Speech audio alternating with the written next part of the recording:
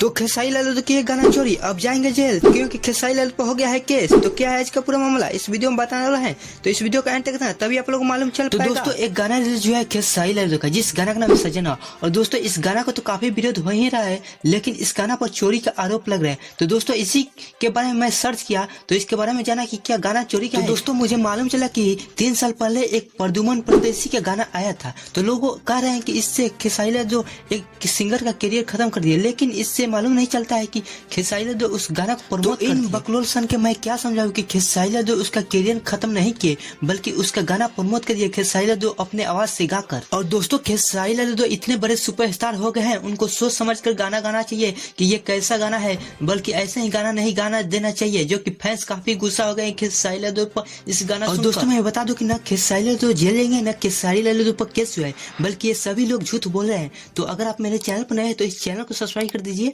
और bell icon दबा दीजिए, ताकि हर अपडेट इसी तरह आप लोग के पास सबसे पहले जाए।